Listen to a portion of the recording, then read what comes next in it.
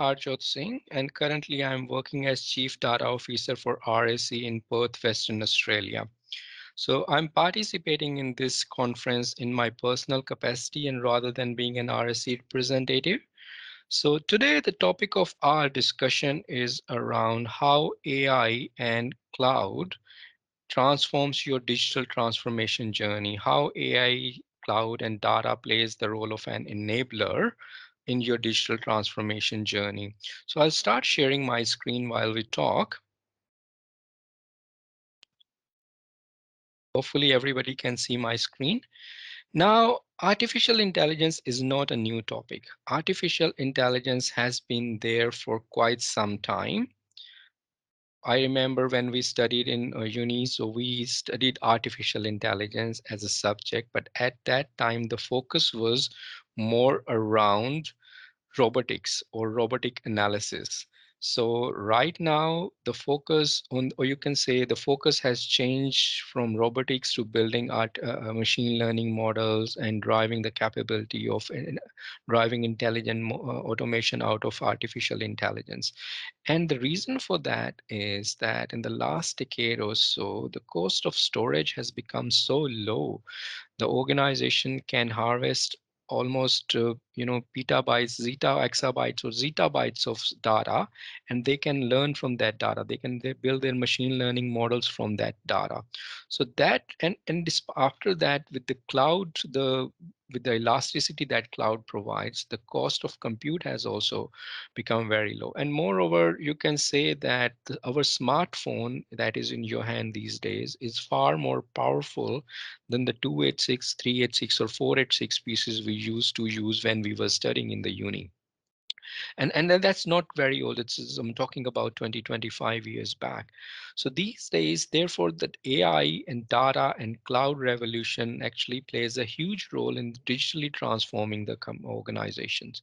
So now when we talk about when we talk about digitization, and I think it's important to understand that what is the difference between digitization, digitalization, and digital transformation. Now, digitization, we have heard about the word quite some time back, whereas the focus was more on paperless offices. Or remember working on a project where we were working to remove the fax machines because all the documents were scanned and then sent by email online, and all the check payments were removed because we were doing the money transfer online. So that is essentially digitization, where you are taking an existing process on paper and you are automating that process. There is hardly any process re-engineering involved. But in digitalization, you are looking at new ways of doing things. You are looking at your processes and you are re-engineering the processes to suit the modern environment or the modern business practices. That's in a sense is the difference between digitization and digitalization. Now, the process of going through a digitalization journey is called digital transformation. So why this is necessary? So why everybody is talking about digital transformation? So now, if you think of that in the last 1 decade, who are the biggest digital disruptors in the market? Think of Uber, think of Airbnb, think of Netflix. I think these companies or these digital disruptors have completely transformed the way we interact with the organization. So now nobody had thought about going to somebody else's place and then staying there as now this is what Airbnb is offering. And don't forget WhatsApp. Now WhatsApp, I don't know how many are of you are making international calls, but WhatsApp have make the international calls disappear. There is no use of international calling cards now these days. So these are the digital disruptors. And what are the and most of the big companies, they are using digital transformation or the power of data to disrupt the business or diversify the business portfolio. For example, Apple has made use of its data. Apple has got a 1.5 billion loyal customer base. So they have launched its credit card with the Goldman Sachs. Now, Goldman Sachs has not been into retail banking. Goldman Sachs is a Goldman Sachs have been an investment bank, so they are very happy to partner with Apple and launch a credit card for them. So now some number crunching shows that Apple is getting an additional $100 billion of revenue out of this business diversification. Now think of that. If Apple thinks that, oh, we are a device company, we have no business in monetizing our data, then they would have lost this revenue.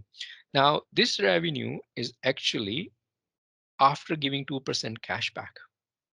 They are offering 2% cash back on the credit cards. Now, I don't remember any company or any credit card company or any bank offering this much cash back on the returns on your purchases. Now, the second business example what we have is that Amazon is using its vendors' data. Now, Amazon has all the information about their vendors, that what is their turnover, what is their capacity, what is their what are the things they bring to the table. So based on that knowledge, they are providing loans to those vendors so that they can increase their business, they can provide us, they can scale up their business. And that's how Amazon is stepping into B2B lending. They couldn't have done without the power of data or without the power of digitalization on their e-commerce platform. So in the local Australian market, Qantas is successfully making use of loyalty data and launching number of products like their own credit card, their own insurance thing, and even the Coles supermarket. It's a quite big chain of grocery retail chain in Australia. Now Coles have launched its own credit card now, and then they are not underwriting it. It's with the help of Citibank, and then they are stepping into insurance business as well.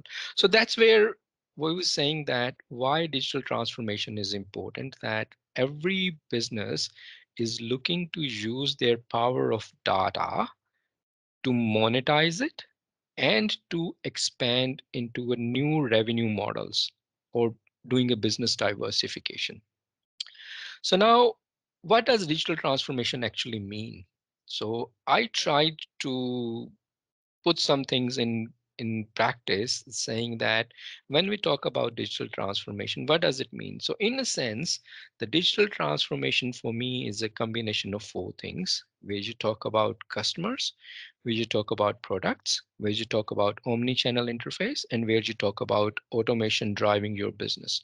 So I coined the definition around digital transformation means that reaching out to your customer base by launching the customized products with quick speed to the market.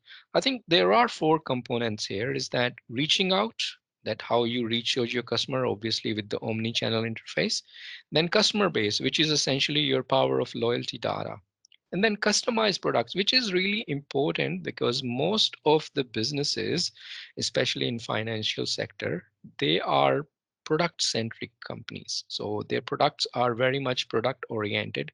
So it means that you got a fixed set of products and you sell these products to everyone without customizing the product to their needs. So that is in a sense what we call is as a product centric companies rather than customer centric companies. So just give one example here. So I have a health insurance with a company. Obviously, I won't disclose their name. So their standard product is two adults, two children. And I told them, because I got only one child, will you give me certain amount of discount or 25% discount that I'm insuring three people instead of four? The answer is no. Yeah, so they haven't built that sort of customization engine into their product portfolio. So they're pretty much a product centric rather than customer centric. Think of that. If you want to borrow some money from a bank, and based on your earning capacity and based on your credit history, you become a low risk customers. But banks are not really willing to pass that benefit of being a low risk customer to you, because they are very much product centric. They got a fixed mortgage price whether you take it or leave it. So now if some bank comes into the picture, they say, okay, because based on your credit rating, Mr. Singh, I can extend you a lower mortgage price, then I would be very happy to grab that. So think of that. If that happens, that all the good customers will go to that digital bank or go to that entity, and all the bad customers will stay to the banks which are not able to customize their rate. And the last thing is, which is not last, which is speed to the market. Here we talk about how soon you can launch this product into the market. And that becomes really important when you start talking about competition in the market. Yeah. So this is what my definition is for the digital transformation. So now, based on that, what I see in my last 5 years or so, I see that lots of companies struggle with how to start, or what is their starting point for a digital transformation. I drove digital transformation for airlines, for hospitality industry, and for fintech companies. So I built my own framework, which is starting with data. Obviously, cloud. We assume that when we talk about data, so you're talking about data in the cloud, because you have your organization is already moved to cloud and your 70 to 80% load is already running in the cloud. So the critical thing here is the data that gives you the capacity to customize your product. That gives you the capacity to know your customers better. So that's the most important thing, that you have a robust data platform.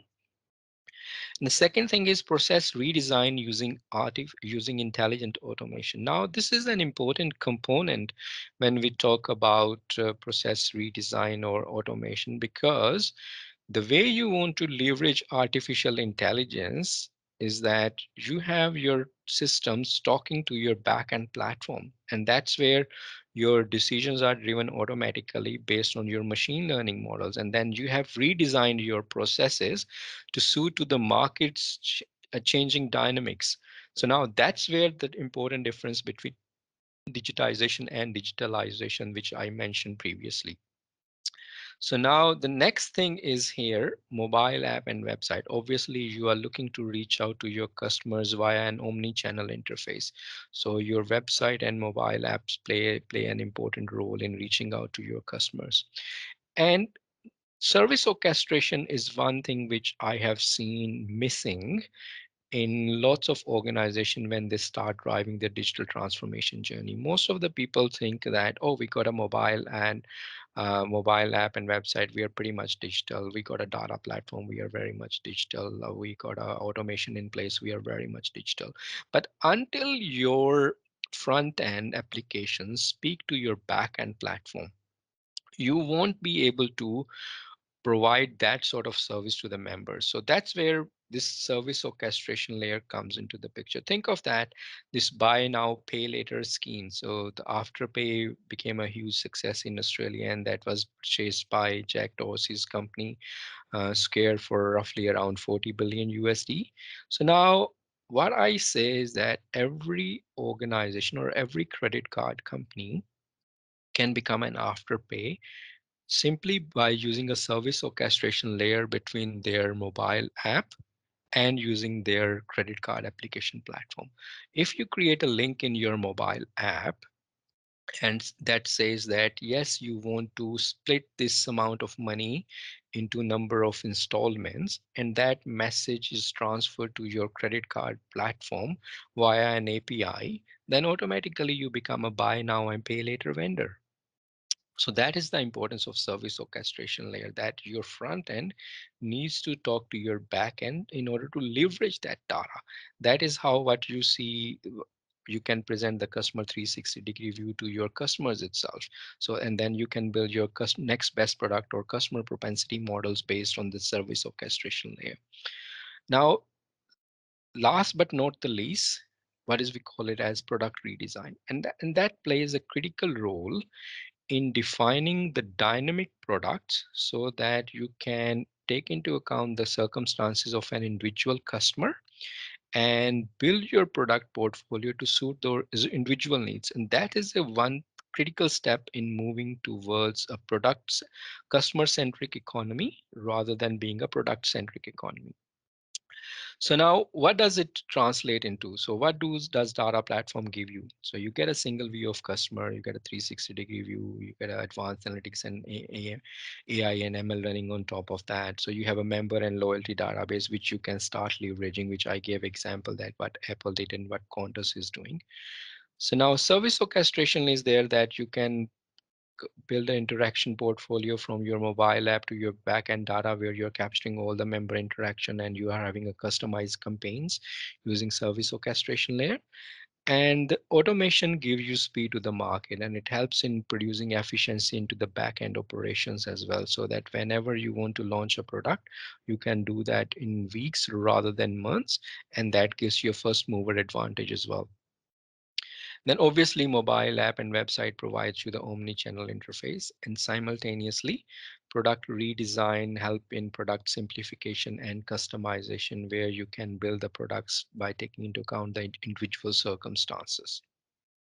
So that is in essence is my framework around digital transformation. And you can see the data plays an important role, and data automation and cloud plays an important role in building these components. Now, what do experts say when we talk about data, digital IT, and business? So your data is essence. So data is your core of any organization. And normally I say that if artificial intelligence is your penthouse, then your data strategy is your foundation. So you need to have a robust data management strategy in order to become a really customer centric or become a digital disruptor or digitally transformed organization.